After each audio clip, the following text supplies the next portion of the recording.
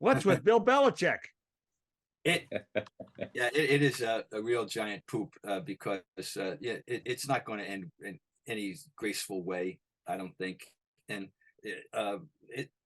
because of his obstinance, he'll go down in an ungracious way if indeed he goes down. If that's what it is, it's you can imagine the furor up here, and it's people are spoiled naturally, and they've a lot the whole generations that don't remember when they were 1-15 under Rod Rust and 2-14 under Dick McPherson and getting #1 draft picks like Jim Plunkett. And so they only know this group, this generation, the success.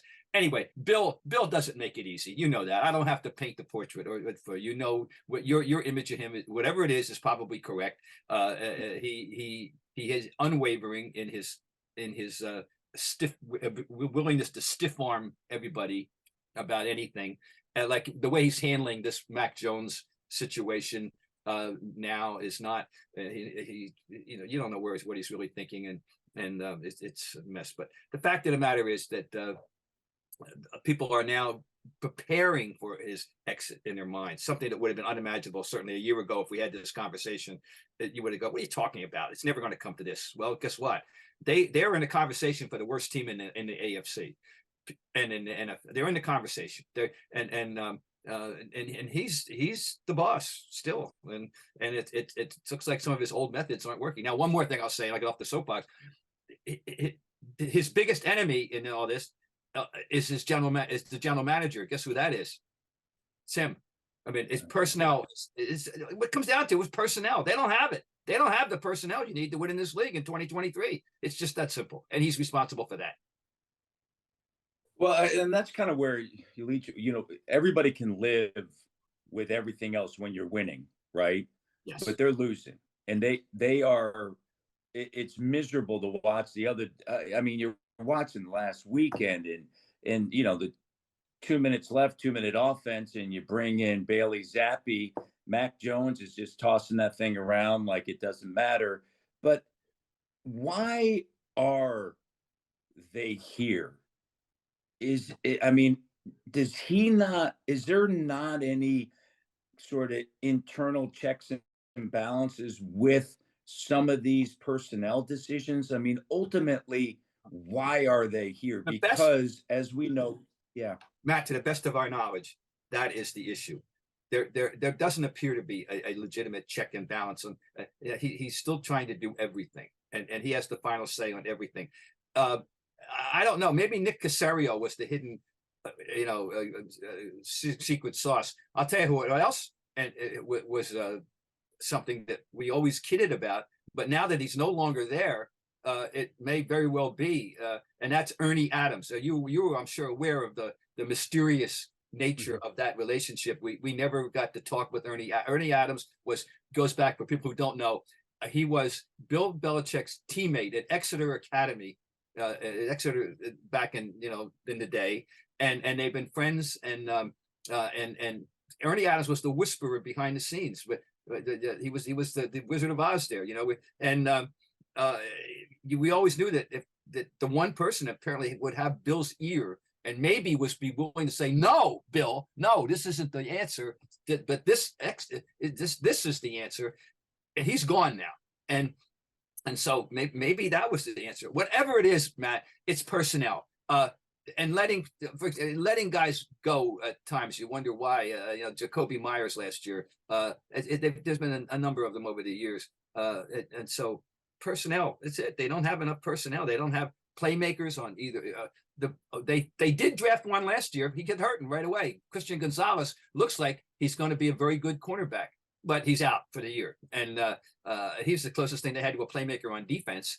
And on offense, the closest thing they have to a playmaker is a 5'7" kid from Liberty. So I don't know if that's the answer either.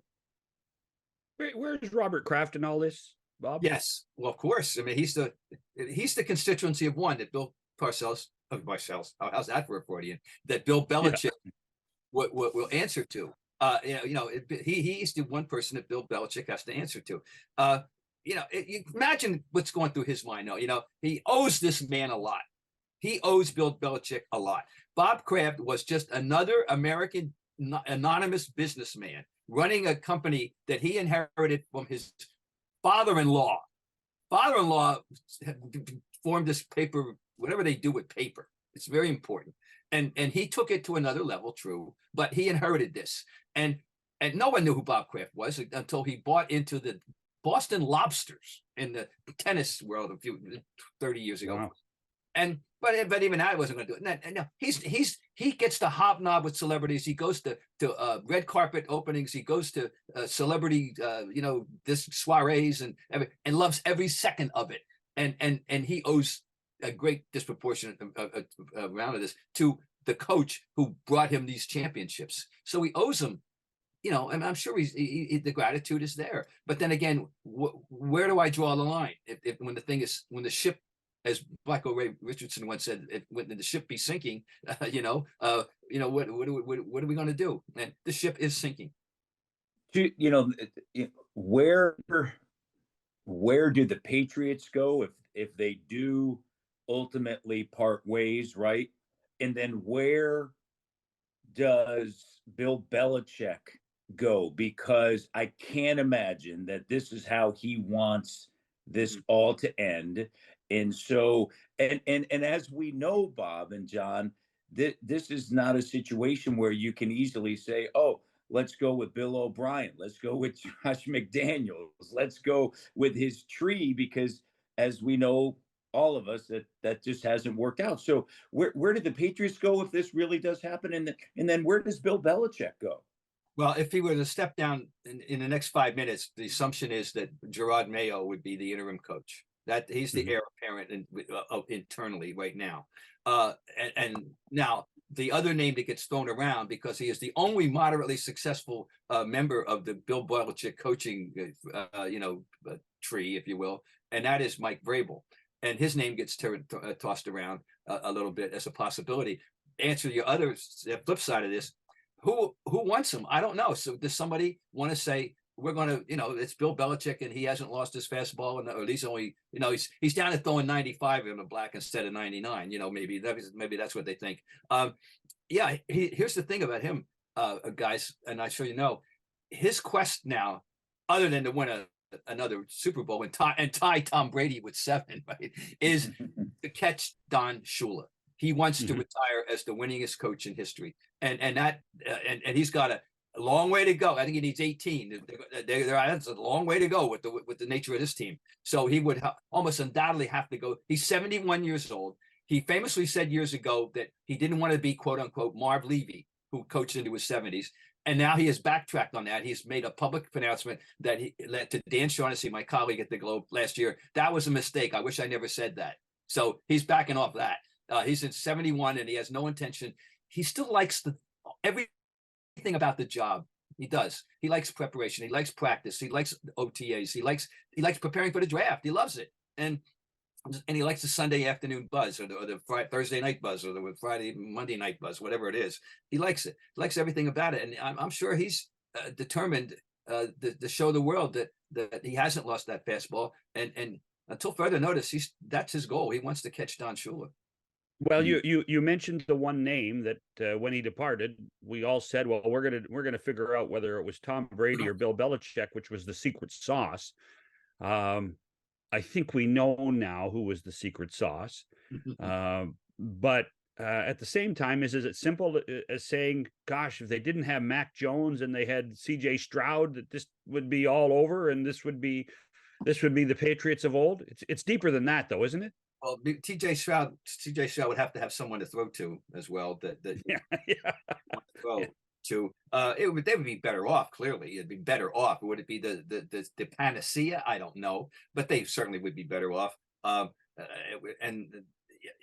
Now, as far as the Brady Belichick thing, of course, that was a raging controversy the first couple of years. You don't hear that one anymore. Maybe it's obvious that you're not Belichick boosters aren't going to win that argument right now. There's no possible way that you can win that argument as to who was more important, given the way things have transpired. So, that was on the back burner until further notice. So that argument's been settled for most people.